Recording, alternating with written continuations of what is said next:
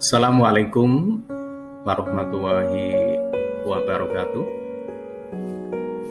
Bapak, Ibu guru hebat yang saya banggakan, perkenalkanlah saya Dahori, calon guru penggerak angkatan 7 Kabupaten Tegal, guru SMP Negeri 1 Pangkah Kabupaten Tegal, akan mempresentasikan demonstrasi kontekstual tentang pemikiran maha karya dari Bapak Pendidikan Nasional kita, Ki Hajar Dewantoro.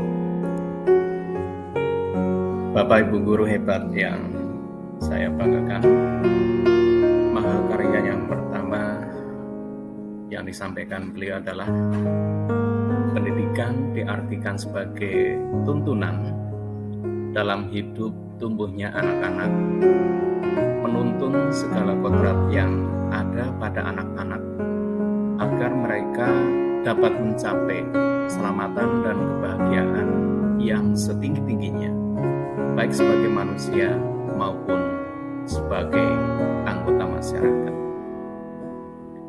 Menjadi seorang guru adalah profesi yang mulia, di mana memiliki keunikan tersendiri dalam mengemban tugas dan amanah tersebut. Sebagai seorang pendidik, terkadang perlakuan pada siswa dengan tuntutan tugas nilai itu lebih berfokus pada intelektual atau kognitif saja, sehingga terkadang anak tidak memiliki kebebasan, bahkan tertekan dengan segala pola pembelajaran yang membuat mereka tidak berkembang sesuai dengan kodrat dan segala potensi yang dimilikinya.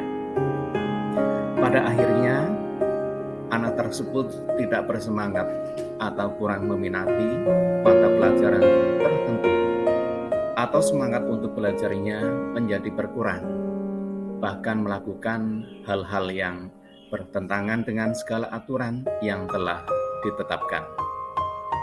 Kondisi tersebut sangat dipengaruhi oleh kemampuan kita sebagai pendidik dalam menerapkan pola pembelajaran yang aktif, kreatif, inovatif, menyenangkan, dan berpusat pada peserta didik atau student center.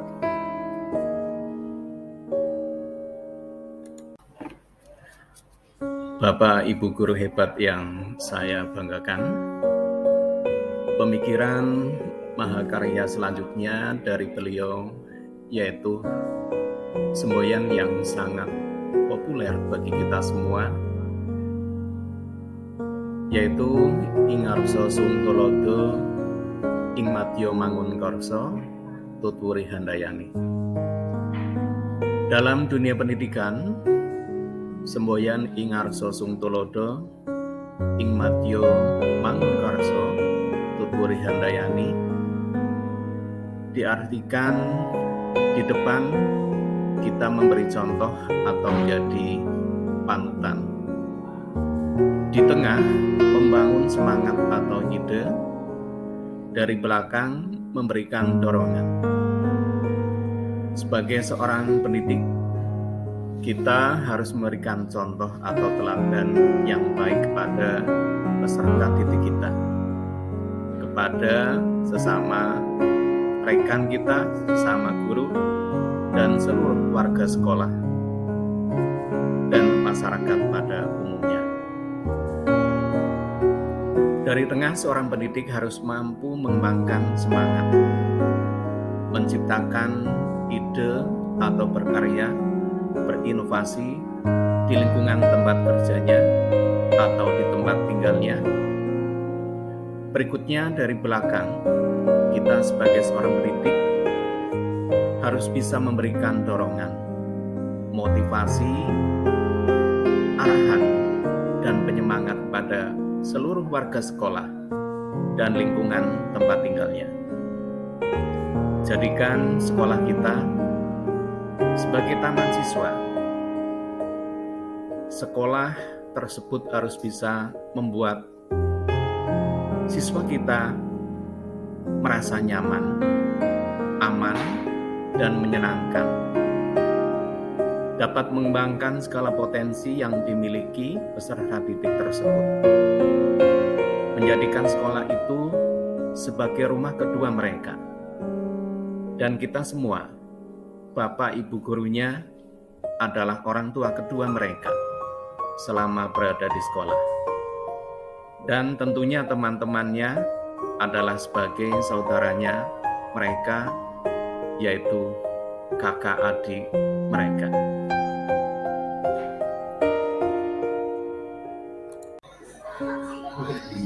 Bapak, Ibu guru hebat yang saya banggakan, pemikiran Ki Hajar Dewantara berikutnya tentang pendidikan adalah kodrat keadaan yang terdiri atas kodrat alam dan kodrat zaman. Beliau menjelaskan bahwa dasar pendidikan anak berhubungan dengan kodrat alam dan kodrat zaman. Kodrat alam berkaitan dengan sifat dan bentuk lingkungan di mana anak berada. Sedangkan kodrat zaman berkaitan dengan isi dan irama. Kedua kodrat ini berkaitan dengan nilai-nilai dan sifat-sifat kemanusiaan peserta didik. Ki Hajar Dewantara hendak mengingatkan kepada kita selaku pendidik bahwa pendidikan anak sejatinya melihat kodrat diri anak dengan selalu berhubungan dengan kodrat zaman. Bila melihat kodrat zaman saat ini, pendidikan global menekankan pada kemampuan anak untuk memiliki keterampilan abad 21 dengan melihat kodrat anak Indonesia yang sesungguhnya. Beliau juga mengingatkan untuk pengaruh dari luar tetap harus kita saring, harus ada filter dengan tetap mengutamakan kearifan lokal budaya Indonesia. Oleh sebab itu, isi dan irama yang dimaksudkan oleh Ki Hajar Dewantara adalah muatan atau konten pengetahuan yang diadopsi sejatinya tidak bertentangan dengan nilai-nilai kemanusiaan. Beliau menegaskan juga bahwa didiklah anak-anak dengan cara yang sesuai dengan tuntunan alam dan zamannya mereka sendiri. Bapak Ibu guru hebat yang saya banggakan, masih ada pemikiran beliau terkait pendidikan, yaitu asas trikon: kontinuitas, konvergensi, dan konsentris. Kontinuitas artinya kita harus bergerak dan berpikir maju ke depan tanpa melupakan sejarah dan tidak boleh lupa akan akar nilai budaya yang hakiki yang dimiliki oleh bangsa Indonesia. Sebagai seorang pendidik, haruslah memperkenalkan sejarah dan budaya bangsa Indonesia. Kita perlu belajar dari sejarah untuk kemajuan pendidikan Indonesia di masa yang akan datang. Tumbuh kembangnya peserta didik di masa yang akan datang juga.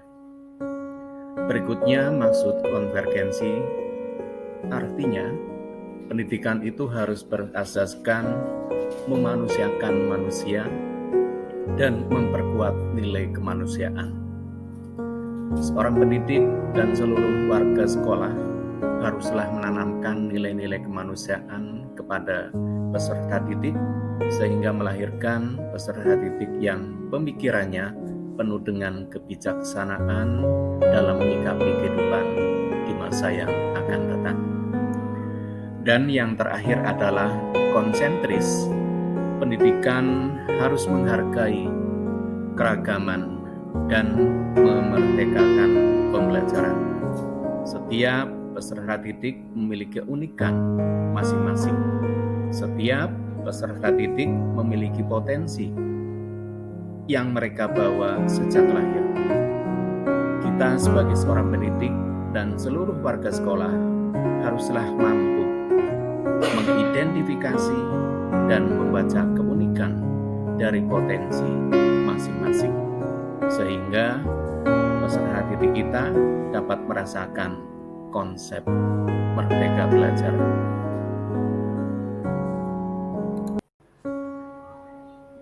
Bapak Ibu guru hebat yang saya banggakan, masih ada konsep pemikiran Ki Hajar Dewantara berikutnya, yaitu terkait budi pekerti. Prinsip perubahan adalah budi pekerti, di mana budi itu mencakup cipta, rasa, dan karsa. Dalam mengolah cipta atau pikiran untuk menajamkan pikiran, diharapkan pada peserta didik untuk memfungsikan akal dan pikirannya, memiliki mimpi, memiliki harapan, dan memiliki cita-cita. Berpikir untuk selalu berbuat yang terbaik dan memberikan manfaat kepada orang lain dalam mengolah rasa atau perasaan untuk menghaluskan rasa. Sebagai seorang pendidik, haruslah mampu menumbuhkan sikap empati, simpati, atau peduli kepada peserta didik kita dan mengamalkannya dalam kehidupan sehari-hari. Dalam mengolah karsa atau kemauan untuk memperkuat semangat dan kemauan, diharapkan peserta didik untuk selalu memiliki semangat juang dalam belajar, berkarya, berkreasi, dan berinovasi dalam mencapai cita-citanya untuk kehidupan di masa yang akan datang. Selanjutnya, pekerti atau tenaga dengan olahraga, dengan olah tenaga untuk memperkuat jasmani kita, sehingga peserta didik dalam mengikuti pembelajaran sudah siap, baik lahir maupun batin, sudah sehat, sudah siap jasmani dan rohaninya. Dari uraian di atas dapat disimpulkan bahwa konsep pemikiran Ki Hajar Dewantara sungguh sangat menginspirasi dan menambah wawasan pengetahuan semangat saya untuk melakukan perubahan, kemudian mengimplementasikannya dalam kehidupan sehari-hari, khususnya di lingkungan sekolah saya. Kegiatan yang akan dilakukan, bagaimana proses pembelajaran mencerminkan pemikiran Ki Hajar Dewantara dapat terwujud dengan menerapkan merdeka belajar. Kemerdekaan belajar yang memberikan kesempatan bagi peserta didik untuk senyaman mungkin dalam suasana bahagia tanpa adanya rasa tertekan. Merdeka belajar yang berorientasi dan berpusat pada peserta didik dengan pendekatan pendidikan yang holistik. Pendidikan holistik adalah pendidikan yang membangun, menumbuh kembangkan anak dengan mengembangkan segala potensi yang ada pada diri anak secara seimbang dan nantinya menghasilkan kebijaksanaan, nilai-nilai kemanusiaan sehingga dapat melahirkan generasi bangsa yang merupakan cikal bakal dari profil pelajar Pancasila. Demikian presentasi demonstrasi konstekstual dari saya. Kritik dan saran yang membangun bisa disampaikan lewat komen yang tersedia. Mohon maaf atas segala kekurangannya. Wassalamualaikum warahmatullahi wabarakatuh.